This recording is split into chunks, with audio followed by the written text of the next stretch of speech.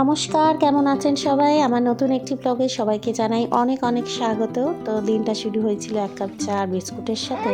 তারপর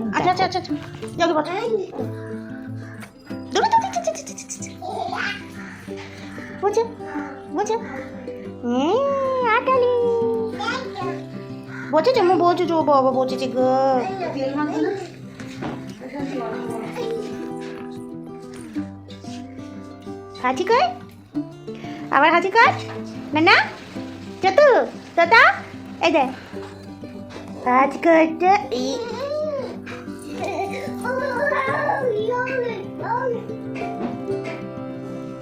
সকালবেলা উঠেই তো ওনার দৌড়াত্ম শুরু হয়ে যায়। আর যদিও বা এই ব্লগটা আজকের না, 25শে ডিসেম্বরের, তো ফোনে যত বাঁচাকুচা যা ভিডিও ছিল সব একসাথে জুড়ে আজকে তোমাদের সাথে শেয়ার করছি। তো প্রথমেই সান্তা ক্লজ তো কিছু দিতে হবে, এত বড় একটা মানে কি বলবো অতিথি আছে ঘরে। তো সান্তা ক্লজ প্রথমেই ওর জন্য একটা ক্রক্স জুতো এনেছিল, যেহেতু এখন একটু বড় হয়েছে, হাঁটতে শিখে গেছে, তো প্রপারলি পায়ে স্টেপগুলো ফেলতে পারে। তো আমরা ভেবেছিলাম যে ওকে একটা ক্রক্স দেবো। আর তারপরে তো একটার পর একটা করে সান্তার ঝোলা থেকে সে যে কী বেরিয়েছে সেটা এখানেই দেখে নিন।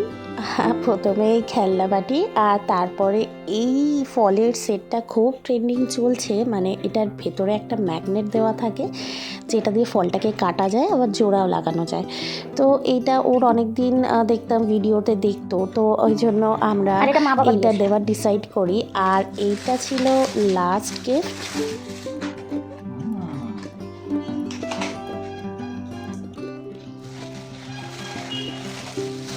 পিছনে বাটনটা অন করে দে।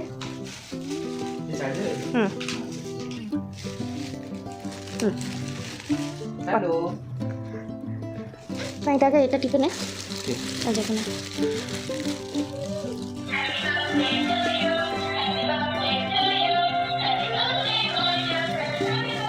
এই যে মা বাবা দিচ্ছে তোমাকে, শানটা দেওয়ার আগেই সব ডিসক্লোজ হয়ে গেছে।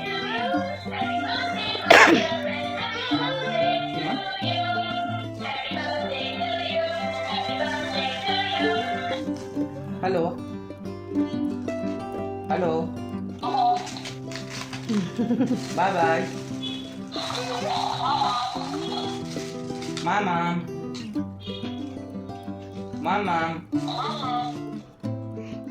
তো গিফট পেয়ে তো বেজায় খুশি, তবে এই লাস্টের এই ডান্সিং ক্যাকটাসটা দেখে বোধহয় একটু ঘাবড়ে গেছে। কারণ যে সারাদিন এত নিজে কোমর নাচিয়ে দৌরাত্ম্য করে বেড়ায়, তার মতনই আবার কে একটা কোমর নাচিয়ে আবার কথা রিপিট করছে, সেটাতে একটু ঘাবড়েই গেছে। তো যাই হোক, দেখো আমি এই যে সান্তার গিফটগুলো নিতে গেছিলাম, তখন আমার চোখে পড়ে এই আম পাচক। কত ছোটোবেলায় খেতাম আর অনেক অনেক খেতাম। তো এত দিন পর, মানে প্রায় 30 বছর পর এই জিনিসটাকে দেখে নিজেকে আর আটকে রাখতে পারলাম না। তাই ব্যাগের ভেতর যেটুকুনি খুচরো ছিল 7খানা প্যাকেট আমি কিনেই নিয়েছিলাম। তবে এখনও দামটা কিন্তু সেই 1 টাকা করেই। আর এইদিকে দেখো 25শে ডিসেম্বর বলে কথা, রান্নাবান্না তো বসবেই। তো এখানে নতুন হাঁড়ি কড়া প্যানের আমাদের জন্য নিউ, মানে একদম স্পেশাল ডিশ হচ্ছে। তো সেই ডিশের মানে অধিকাংশটাই ওর বাবা খায়, কারণ বাবাকেই রান্না করে করে প্রত্যেকটা টেস্ট করে দেখে, আবার নিজে ওই হাতা দিয়েই খেয়ে নিচ্ছে। মানে ওর কাণ্ডগুলো না দেখলে নিজেদের ছোটোবেলার কথাগুলো এত বেশি করে মনে পড়ে। এতটা পাকা বোধহয় আমরাও ছিলাম না। এখনকার জেনারেশনের বাচ্চারা যেই রেটে মানে অ্যাডভান্স। তো যাই হোক, আগের মতন স্বাদ কিন্তু এই আম পাচকে একদমই ছিল না। আর গুলিগুলো অনেক ছোট হয়ে গেছিলো, আর একটু অন্যরকম, মানে আমি ঠিক বলতে পারবো না, কিন্তু আগের মতন নয়। আগে যেরকম সেই চটপটা ব্যাপারটা ছিল, সেরকম কিন্তু এখন আর একদমই নেই। তো যাই হোক, তো আমরা একটু সকালের দিকে বেরিয়েছিলাম একটা বিশেষ কাজের জন্য। তো এখানে দেখো ভুটু তো বাইরে বেরোলেই ওর বাবা ছাড়া আর কিছুই জানে না, বাবার সাথেই যায়। তো হ্যাঁ, ঠিকই ধরেছো, আমরা একটা শোরুমে এসেছিলাম, কারণ অনেক দিন ধরেই আমাদের মধ্যে প্ল্যানিং চলছে যে একটা নতুন অতিথিকে বাড়ি নিয়ে যাব। তো সেই ব্লগ তো তোমাদের সাথে আমি শেয়ার করবই। তো বাড়ি এসে অনেকটা বেলা হয়ে গেছিলো, তো তার জন্য আমি ঝটপট করে একটু ম্যাগি করে নিয়েছিলাম। বড়মশাইয়ের জন্য বানিয়েছিলাম সুপি নুডলস আর আমার জন্য কোরিয়ান ম্যাগি, যেটা কিনা এত ভালো লাগে খেতে, এত ভালো লাগে। আর এর স্মেলটা জাস্ট অ্যামেজিং, মানে আমি বলে বোঝাতে পারবো না আমি কি ভালোবাসি। তো এইভাবে লাঞ্চটা তো আমরা সারার পর তারপরে আমাদের আরও কিছু প্ল্যানিং ছিল ওই দিনকে, মানে একটাই ছুটির দিন, বুঝতেই পারছেন ভীষণ ব্যস্ততার মধ্যে সারা সপ্তাহটা কাটে। আর এইটা শেয়ার করতে ভুলে গেছিলাম, তাই এই ক্লিপসটা এখন দিয়ে দিচ্ছি। এটা সকালে ব্রেকফাস্ট ছিল, কড়াইশুঁটির কচুরি বানিয়েছিলাম, আর সেই কালীঘাটের যে দোকানগুলোতে মনে আছে যে একটা ঝাল ঝাল আলুর তরকারি নিরামিষ দিত কস্তুরি মেথি দিয়ে, সেই রকম একটা তরকারি বানিয়েছিলাম। আর এই দেখুন পাকা মেয়েটার অবস্থা দেখুন, বাড়িতে এসে একদম নিজের ড্রেসে কোনোভাবেই সোয়েটার টুপি পরিয়ে রাখা যায় না, জানেন ভীষণ গরম মেয়েটার। শুনেছি সিজারিয়ান বাচ্চাদের গরমটা বেশি, তাহলে এতটা গরম আমি এক্সপেক্ট করিনি। 25শে ডিসেম্বর ভালোই ঠান্ডা ছিল, আপনারা সবাই জানেন। তো আমি এক কাপ গরম চা খাচ্ছিলাম বলে আমাকে দেখে কপি করছে, এবং ওই দুটো জিনিস নিয়ে, ওই ছোটো কাপ বড় কাপ নিয়ে ও চা খাওয়া দেখাচ্ছে। তো এইভাবে সকালটা তো কোনোভাবে কাটলো। আবার চা শুধু চাইলে দেবে না, ওকে খাইয়ে দিতে হবে, মানে গ্লাসগুলো কোনোভাবেই হাতছাড়া করা যাবে না। তো আমি নিচে এসে ভাবলাম যে ঠিক আছে, বিকেলবেলা যদি একটু বেরোতেই হয় তাহলে ডিনারের তোড়জোড়টা করেই রাখি। তো এখানে আমি দেখতেই পাচ্ছ চিকেনের কিমা বানাচ্ছি, আর অলরেডি সবজিপাতি আমি কেটে রেখেছি। আর ওইটা আমি একটা চিকেন ক্লিয়ার স্যুপ বানাবো, যার জন্য আমি মাংসগুলো আগেই ছোট ছোট করে কেটে নিয়েছি। আর এখানে নিয়ে বসেছি আমি অনেক রকমের সবজি সন্ধ্যা খেতে মিটি।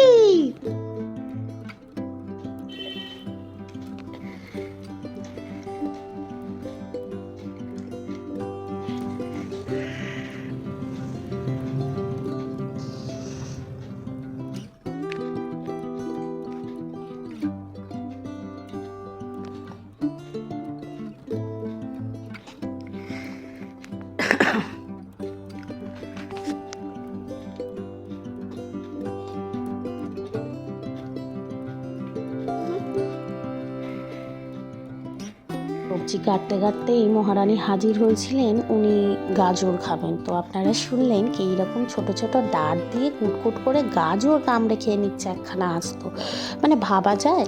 তো যাই হোক, এখানে আমি একদম সব কাটাকুটি করে রেডি হয়ে এসেছি। আর এই দেখো, এই লঙ্কার আচারটা না আমরা সিকিম থেকে আসার পথে নিয়ে এসেছিলাম।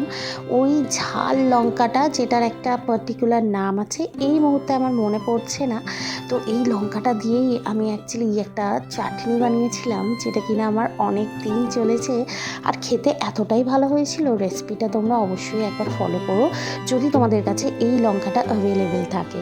প্রথমে একটা প্যানে একটু তেল দিয়ে রসুনটাকে ভালো করে ভেজে নিয়ে এই লঙ্কার কিছুটা অংশ দিয়ে দিতে হবে, দিয়ে ভালো করে একটু নাড়াচাড়া করে যখন একটা ঝাঁঝালো স্মোকি ফ্লেভার বেরোবে, একটা গন্ধ বেরোবে, সেই সময় একটু টমেটো সস, আর যদি তোমরা মনে করো কাঁচা টমেটো পুড়িয়ে দেবে সেটাও হয়, কিন্তু আমি তাড়াহুড়োর চোটে টমেটো সসই ডাইরেক্ট অ্যাপ্লাই করে দিয়েছিলাম। তো এর মধ্যে অল্প একটু স্প্রিং অনিয়ন, ধনে পাতা না, গোলমরিচ, আর টেস্ট মেকারের জন্য যদি কেউ আজিনা ব্যবহার করতে চাও, যেহেতু এটা চাইনিজ জিনিস তো করতেই পারো।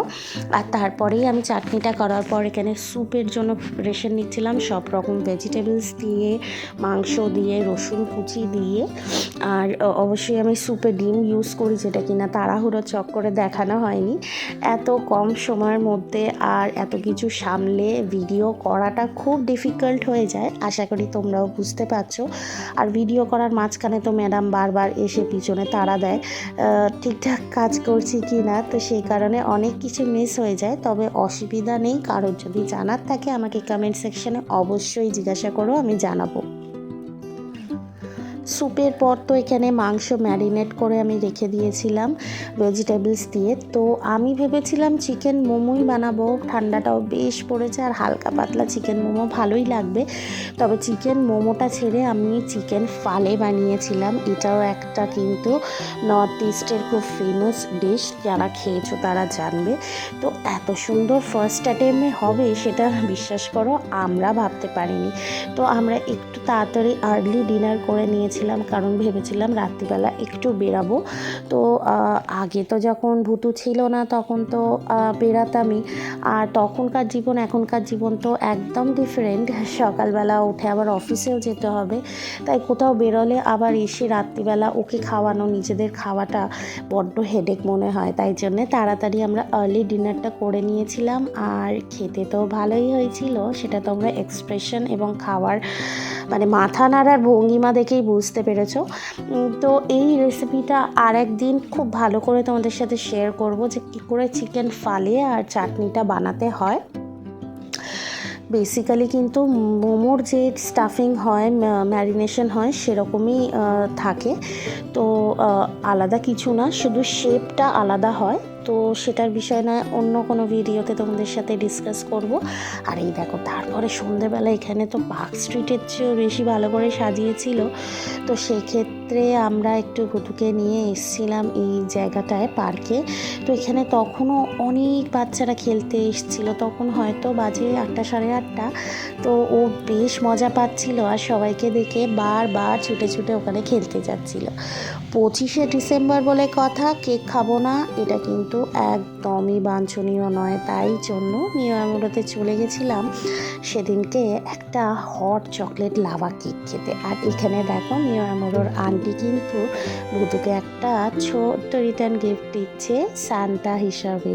তো ও ওটা রিসিভ করলো, আর এখানে আমি একটা হট চকোলাভা কেক আর ওর বাবা একটা বাটারস্কচ পেস্ট্রি খেলাম। আর তারপরে আমাদের মনে হচ্ছিল যে মিষ্টিটা একটু বেশি হয়ে গেছে, এখন এত মিষ্টি খাবার অভ্যেস নেই। তো তাই জন্য আমরা একটা নতুন ডিশ এখানে এসছে, লঞ্চ হয়েছে মিয়ামোড়োতে, সেটা হলো যে চিজ মালাই শিক কাবাব। তো খেতে সোসো ছিল, 65 দাম নিয়েছিল। কোনোদিনই আমার ফ্রোজেন আইটেম সেরকম ভালো লাগে না, কি মনে হলো তাই খেলাম। তো যাই হোক, আসার পথে একটু ক্যারাটে ক্লাসে ভুতুর জন্য অ্যাডমিশন করাবো বলে খোঁজখবর নিচ্ছিলাম, সেই গল্প অন্য কোনো দিন হবে। আর এই দেখো, এসেই বাবার সাথে দৌড়ত্ব শুরু হয়ে গেছে। তো আশা করি ব্লগটা আজকে তোমাদের ভালো লাগলে একটা লাইক শেয়ার করে দিও, সাবস্ক্রাইব করতে অবশ্যই ভুলো না। দেখা হচ্ছে নতুন বছরে নতুন কোনো সুন্দর ব্লগ নিয়ে। পাশে থেকো, সাথে থেকো। চলো, টাটা।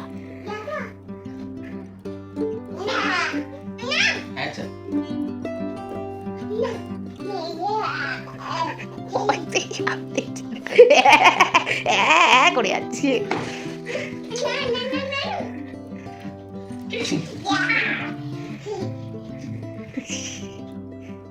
ফাস্ট করছে।